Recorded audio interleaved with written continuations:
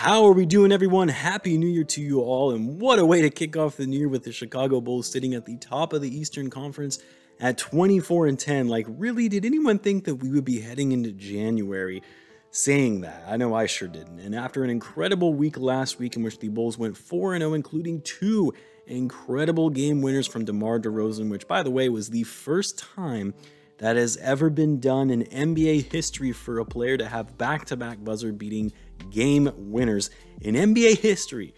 Everything has just been falling into place for the Bulls, and this past week, they were doing it without their two best defenders in Lonzo Ball and Alex Caruso, who Lonzo Ball is expected to be back tonight for tonight's game, and we obviously hope that Alex Caruso will be back at least by the end of this week. So anyway, in today's video, we're going to be diving into the Bulls' upcoming games for this week, what to expect in each game, as well as my weekly prediction. Also, a big shout out to the sponsor of this video, benchmob.com, but more on that in a little bit. So what's going on, everyone? You're listening to Bulls Central here. Hope you're all doing well. Now, after an insanely packed schedule last week, in which the Bulls played 5 games in 7 nights. This week, the Bulls only have 3 games and a break between Monday and Friday. I don't know who in their right mind was putting the NBA schedule together, thought that this was a good idea. Yeah, let's have a team play 5 games in 7 nights and then the following week have it come with 2 games in a 7-day period. Makes a ton of sense to me. But anyway, the Bulls kick off their week tonight against the Orlando Magic back in Chicago after a 2-game road trip.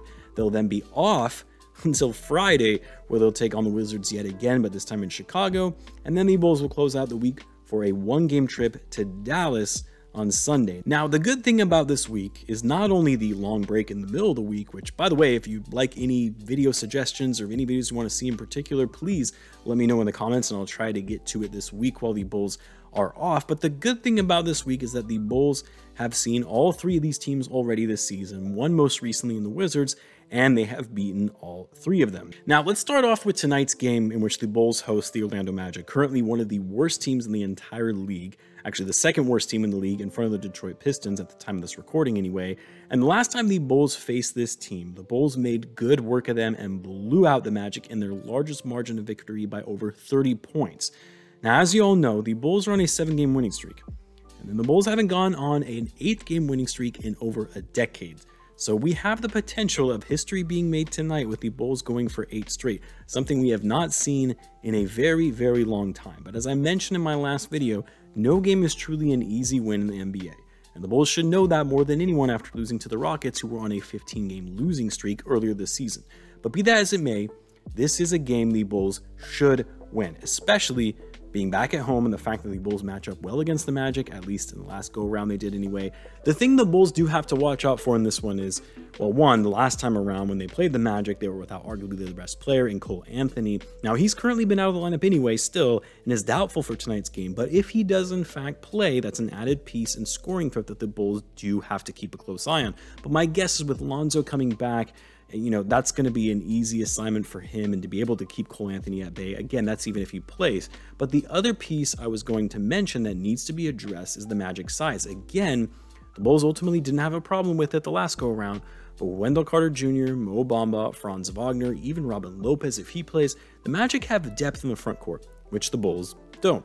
What I will say is that I've been pretty impressed with the Magic's lottery pick, which was the Bulls pick that they acquired in the Vucevic trade. Franz Wagner, he has been one of the best rookies so far this season, kind of flying under the radar and being a solid scorer and rebounder for them.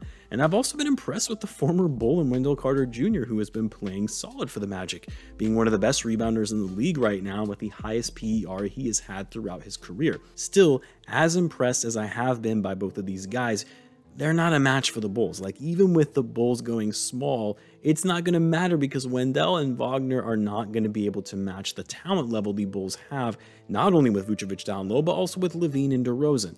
Like, what the Magic struggle with the most, especially with Cole Anthony being out, is scoring. They simply cannot generate enough offense, as Wagner is their second leading scorer at 15.8 points per game. They are 28th in the league on offense, and they're okay on defense. I'm really even calling them okay on defense is a stretch. They're actually still pretty bad on that end, but it's not as bad as their offense. And again, especially without Cole Anthony, it's even worse. This is a game the Bulls have to take advantage of, a young, inexperienced, and rebuilding team Don't mess around, don't get complacent, and get a win. Then the Bulls are off for a few days before taking on the Wizards again on Friday. Now, I'm sure the Wizards are going to want some revenge after that game the other night in which the Bulls really stole a win from them. Quite frankly, the Wizards really should have won that game. The Bulls did not play well in that one and were coming off a back-to-back. Like, that was the Wizards game to take advantage of and beat one of the best teams in the league. At the same time, though, I mean, the Bulls are a better team than the Wizards. They just played a so-so game. And then, obviously, they were still able to walk away with the win anyway. Really, the keys to this game. First of all, don't let Kyle Kuzma look like a superstar out there. Kuzma was lighting up the Bulls in that game, and if it wasn't for DeRozan's insane buzzer beater, Kuzma would have walked away as the hero in that game with the game winner. Now, by Friday, you'd hope that McKinney will be fully back and into the lineup, as well as Javonte Green, even Caruso, and hopefully Tony Bradley as well. So hopefully the Bulls will have some more pesky defenders that will be able to lock down Kuzma, because they simply did not have an answer for Kuzma the other night. And then, of course, you can't take your eye off Bradley Beal. Even though he's not having the type of scoring season he had last year, he's still one of the most elite scorers in the game and can get hot in a hurry. My guess is with Lonzo coming back, you'll still likely see Lonzo guarding Bradley Beal for most of the night as opposed to Lavine. At the same time, though, Dinwiddie will likely clear protocol and be back in the lineup by then for the Wizards, which you obviously have to take him seriously as their point guard.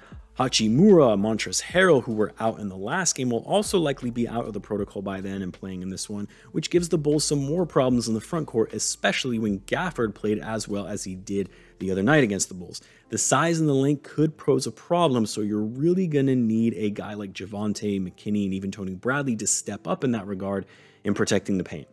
And man, the Bulls have to take care of the ball better in this one, especially from the big three, who had a combined 13 turnovers between the three of them in that game. Now, before I get into the final game against the Mavs, I do want to encourage you guys to support the new bench mob. That's right, the bench mob that we grew up to love over 10 years ago is back with all the new faces from Alex Caruso, Dosunmu, Coby White. The passion and energy of that second unit has made Bulls basketball fun and exciting again, and benchmob.com is giving you an exclusive offer to this channel. They're giving you 20% off your order when you use the code BullsCentral20, all one word. Check out the site and the gear. I'll leave a link to that in the description, as well as my code. Now, with that said, let's get back into the content. So the Bulls will close out the week on Sunday against the Dallas Mavericks. Now, the Mavs continue to be one of these teams in the league, like last season, that has a lot of eyeballs on them, and they continue to underperform. And part of it is because they have one of the top players in the league in Luka Doncic, so that's why they have the eyeballs on them. And because they keep disappointing, there was always this talk about whether Doncic is unhappy, whether he'll request a trade despite just recently signing that massive extension, whether the Mavs will move on from Porzingis. They have a new coach now in Jason Kidd, which I think was an absolute mistake of a hire. But either way, as of right now, the Mavs are 17-18. They sit 8th in the West, only 3 games outside of even the play-in spot. So it's safe to say the Mavs aren't really in the best place right now, relative to their expectations anyway. All of that being said, though, this likely will be the hardest game for the Bulls this week, just because you're going against a top 10 player in the league in Luka, and of course the Mavs are incredibly deep with big man. Like, I don't know if you guys remember, but the last go-around that the Bulls played the Mavs, Javonte Green was initially guarding Porzingis in the game, and it looked hilarious because Porzingis nearly has a whole foot on Javonte Green. They've also got Dorian Finney-Smith, Dwight Powell, Maxi Kleber, Boban. If he plays, like, they are a big team, and with the Bulls going small, you're really going to have to utilize your outside game and ensure that Vucevic is doing his best to maintain the paint. Bradley is also going to need to step it up big time on the defensive end in this game. So if Lonzo and Caruso and other guys, of course, with help defense are able to keep their assignments, reading screens and deflecting passes and getting in the passing lanes to really limit Doncic's ability to control the floor and tempo of the game, then the Mavs don't stand a chance, even if they have the size and the length over the Bulls. Porzingis has been playing better recently, so he is a guy you need to watch out for because he can space the floor but also post up inside, and you obviously can't take someone like Tim Hardaway Jr. lightly either. Yes, not the most efficient player, he's also not the most consistent, but he can get hot in a hurry, and you don't want to lock down Luka, but then have Hardaway go off as a result.